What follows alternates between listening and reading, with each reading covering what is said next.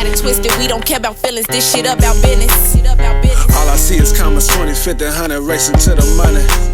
Bitches got it twisted, we don't care about feelings, this shit about business. All I see is commas, 20, 50, 100, racing to the money. Yo, what up? It's us, Dot. And Holly. And we back again with another video. Today we got HSM, the largest crew takedown in rap history. Link to this video in the description box. Down below. How they was the largest crew in rap history? I ain't heard about. Right, I ain't heard about this. I ain't heard about it. It's cap in that title. Hey, I guess I wanted to say I got this new profound love of like doing reactions because I just love to be seeing y'all tweaking in the comment section, saying some of the most wildest, far-fetched shit ever. Like, yeah, they be wild. It just be like when they get triggered. It's when they get triggered. It's when they wanna. It's when they like be thinking they know what happened, and it be like 20 of their ass saying 20 different stories. And then you know them some people who be just reaching, making up shit. So I just wanted to say I love y'all so much. Thank you. Keep those comments coming. Shout out to the gang, man. You feel me? Gang shit, none of that lame shit. Let's get into it, man. Hit that like button and subscribe right now, man. Y'all ready? Alright. Dude, be funny as hell. Why do we be funny? This operation was intended to dismantle the NOB gang and take the most violent members of that gang off the street. I don't expect to see these individuals out on the street the next day wearing a bracelet. Right, what is this? 31 members and associates of Dorchester-based NOB Street Gang are now facing federal charges. Some were arrested this morning during raids in various parts of the state, including this scene in Attleboro. Alright, we're gonna talk about the NOB story. Probably one of the wildest things we've seen in a while. Also one of the biggest RICO cases in rap history. I'm talking 31 people take Boston, 31 Boston gang members and associates charged. We up in Boston right now. Alright, we in Boston with you. Boston, Mass, right? I ain't about to say that word because I'm going to say it wrong and y'all going to be like, so you don't know how to say... Massachusetts? Yeah. Say it. Nah, Massachusetts. Oh, damn. That's it, right? Boston, don't get on my ass. Down for RICO conspiracy spanning from Boston to Cape Cod to Maine and all across Massachusetts. So the faces of NOB are two rappers by the name of G Fredo and 7981 Cal. They got tracks with Polo G, Mozzie, but they're pretty slept on in the mainstream. Everybody locally Right, that's what I was gonna say. I ain't never heard of them. Was they going crazy? knows them, especially the feds who had been watching for years. And they actually started to build a case against them in 2019 when they noticed these dudes were recreating murder scenes in their music videos that had gone unsolved in the city. They were filming music videos on their ops block, burning their ops' hats, and super reckless shit. The feds were able to connect these music videos to a larger RICO conspiracy involving murders, beatings, bank fraud, pimping rings, and coke and fentanyl distributions across several state lines. In fact, a couple of them were wearing GPS bracelets while committing their alleged... What's crazy is the NOB gang knew this was coming. The rapper 791 Cal even released a song called RICO a couple days ago. They could feel the walls closing in. Now, we're gonna get into all this, but before we do, check out my song of the day. This is my guy Foggy Raw. Let's go. That boy knew that was coming for him. Damn. Did that make him want to come and get him more? Because he dropped a song called RICO? This shit crazy to me. I guess it's like, damn, I ain't know it was gangs out there either, you know? In Boston. Yeah, I didn't know it would be gangs. I thought like the mob would be out there. You feel me? Young mob, you know, like we finna like see the Italians on this bitch, you know? It's They ain't rapping. Yeah, no, they ain't finna have their ass on video. They probably got they seen the Sopranos up in there. Trap, you make that video, that's gonna be the last one.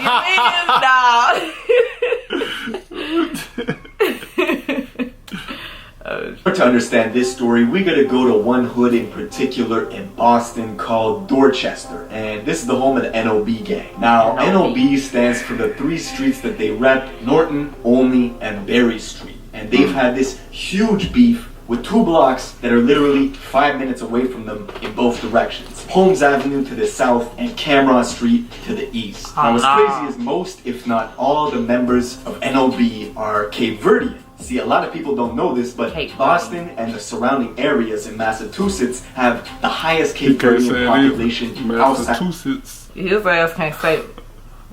He can't say Massachusetts. You know what be killing me? What he say? Collab. They like. Why he said surrounding areas in Massachusetts have the highest Cape Verdean population outside of Cape Verde in the world, because a lot of folks from Cape Verde migrated to Massachusetts.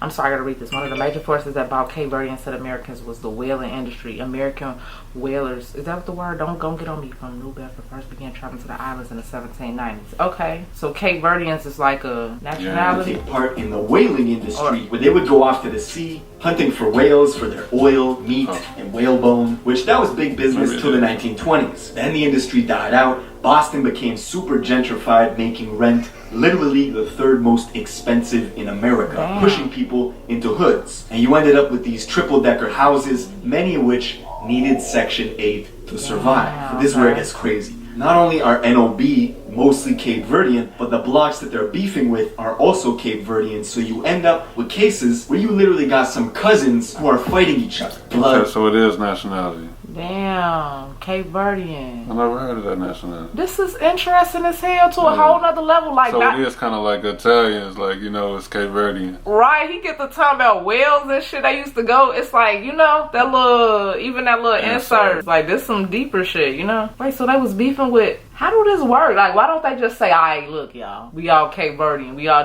Cape Verdean. Like, why you can't do that? Because it don't matter. It's like your cousin could snake you and you on there with your cousin. Or the Brockton Cape Verdeans just could have been into it with the Boston Cape Verdeans or something, you know? So you end up with cases where you literally got some cousins who are fighting each other. Blood cousins from opposite blocks, beefing with each other. I mean, I heard stories of the rapper G Fredo was at a family event with his own ops. And there was so much tension there, they had to separate them on each side of the party away from each other until it just got too hot and they had to cancel the event altogether. Now, in 2017, G Fredo and 791 Cal started releasing tracks to SoundCloud. And they were documenting everything they were doing in the streets, and this shit was escalating quickly. One day in September of 2017, 791 Cal and his homie Ricky were casing this Cape Verdean barbershop because they had seen one of their ops from Cameron Street go in there for a shape-up. Now, his name was Bunzo, and the NOB gang were notorious for using these scooters to do hits, because scooters are super mobile, you can get in and out of places that cars can't get into. So Bunzo went into the barbershop, and 791 Cal pulled up on a scooter, following him into the barber's, and allegedly unloaded 30 rounds into him, killing him on the spot. Cal got back on the scooter and dipped. The only problem for them was, at the time, his homie Ricky, who was casing the barbershop with him, was court-ordered to wear a GPS monitor, which gave the Boston PD the GPS info of him driving past the barbershop multiple times before Bunzo was murdered. Damn. Yeah, he had that bitch on him. Nah, you ain't forget. You probably ain't know that bitch had a GPS on it, because I ain't know ankle monitors got GPS. Yes, that's what I thought the them fuck bitches it is. just... That's what it is. They know where the fuck you at. Yeah, but tracking that bitch, like, you know, like, yeah, know where I'm at, like, ding, ding, ping, like, ping a nigga. But you could see where a nigga was just at, going back, you feel me? I ain't know it was that deep. Back in the day, but even back in the day, that shit was like that. Right, and was this back in the day? This was in 2017, you said. Gas to be more kept.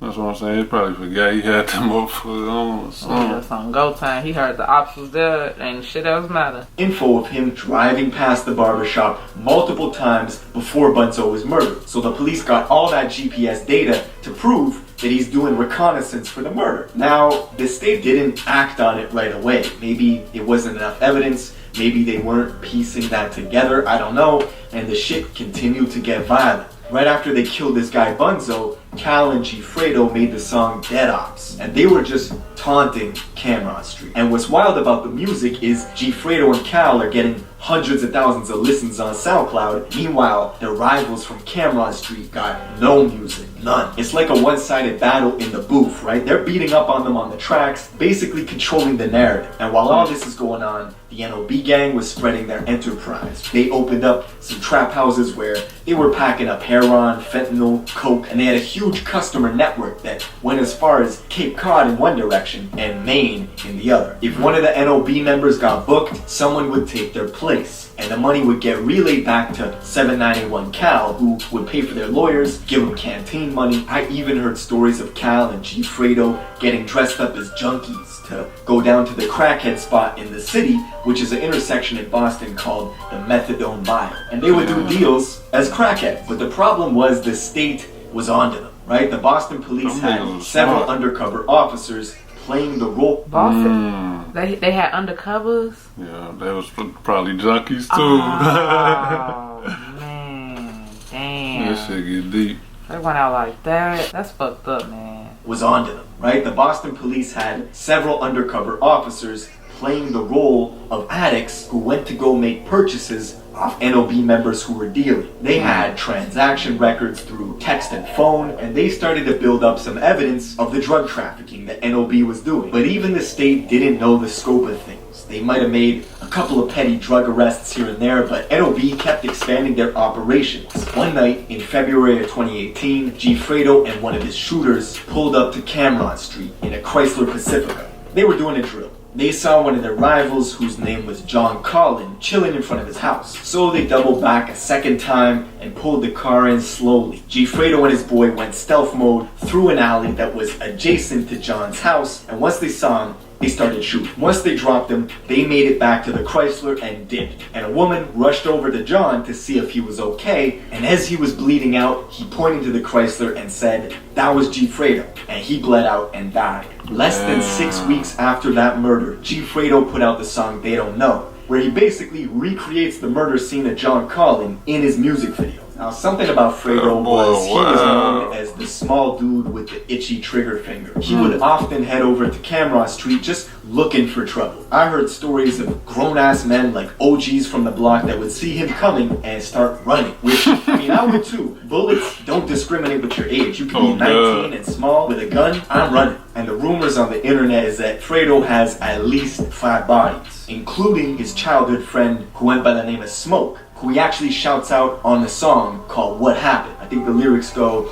trying to do a kid like who? Trying to do him like Smoke. This was allegedly one of his close friends who, I guess he had to do him like that. Now, as G Fredo is racking up kills, his music is also doing really well, especially in the city. And he and 791 Cal started to call their rap collective HSM, which stood for Headshot Mafia. Basically, you couldn't join unless you got a body. Now, as the just said the mob, they the mafia. The Boston police were starting to tap in a little more. They actually set up surveillance at NOB territories and Cameron Street territories just to try and reduce the killings. In March of 2018, less than 2 months after the murder of John Collin, investigators were conducting surveillance near G Fredo's place. They saw Fredo get picked up in a rented SUV driving towards a residential neighborhood associated with Cameron Street. And the only reason for NOB members to be driving to that area was clearly they were looking to do drills, right? But they noticed they were being tailed by police. So they started to drive and swerve in a way to get them off their trail. This led to a high-speed chase where Fredo was in the back seat and tossed the guns out the window of the SUV somewhere on the highway, dipping in and out of traffic until eventually the cops pulled them over and arrested everybody. Now, a couple people got booked, but nothing too serious. And it wasn't until the summer of 2019 where the Boston police said, listen,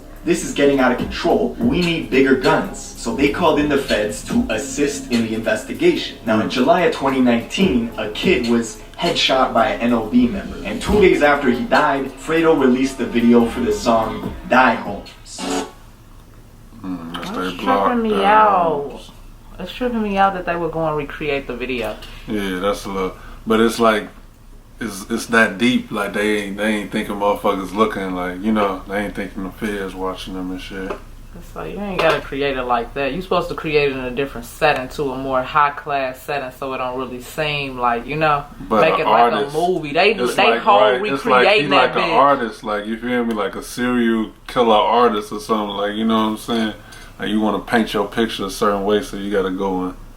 And then, you feel me? Yeah. Maybe, I don't know, I guess I wanted to say that Boston be giving me New York vibes a little bit. It do. Because it was like, it kind of remind me of the situation where, like, Rowdy and them, how they saying, like, through the music, but even then. Or Philly a little bit. Yeah, what's to that? Mm-hmm. It's like a little collective, it's like a certain vibe. I was gonna say Chicago niggas don't be doing all that with the video and shit. They getting grimy out there, boy. Nah, you might get a crazy story or something.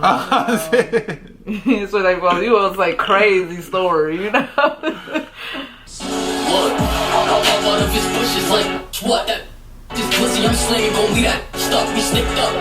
Now he was violating with this one. He was setting their ops' clothes on fire, simulating executions of Holmes gang members, and he filmed it right on their block, right? It was super disrespectful. All while this is going on, the feds were monitoring this shit like it was The Wire. They intercepted calls between NOB members that was coded language. They were talking about eating fish, which was coded language for take out anyone you thought was Camera Street. I'll read a bit of the transcript, right? Check this out. Even if I'm out fishing and I got my hook in the water, I'm not gonna catch that fish because I don't know what these fishes look like, bro. Now the dude on the other line goes, any fish is food. We live in the ocean. Even if you think it's friendly, you eat that fish. Just some demonic shit, right? While all this is going on, G Fredo and Cal are blowing up on SoundCloud, right? They did a music video with Polo G that summer. They did one with Mozzie in October of 2019. Now, the kid who was headshot in July of 2019, he actually had a twin brother who tried to leave Cameron Street and he tried to escape detention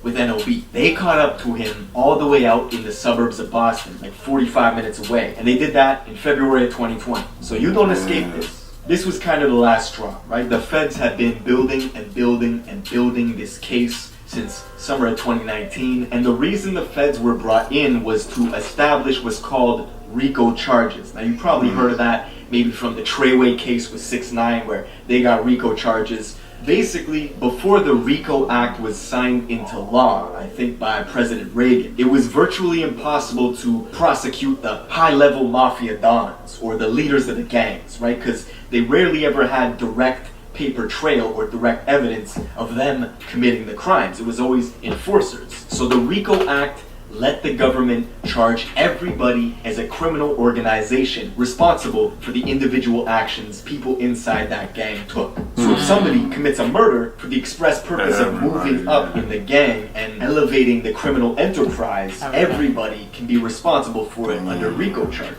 So a couple weeks ago, the feds came in, they did a huge raid in a bunch of different boroughs of Massachusetts. They swooped in and they took down 31 members of the NOB gang, including G Fredo and 7981 Cal. And as I said, literally a couple days ago, 7981 Cal released a music video for his song RICO, right? Because they knew this was coming. And looking at the indictments, they have people on bank fraud, they got people on pimping rings, they got, of course, the drug trafficking stuff from the trap houses where they were, distributing fentanyl. Of course, they got the murder charges, attempt murder charges. Reading the indictments is pretty solid. We're gonna have to wait and see what happens. But when the feds come, they don't play. I think their conviction rate is 95%. So if you're a fan of 7981 Cal and G Fredo, I gotta admit, their music is fire. But they're not coming home.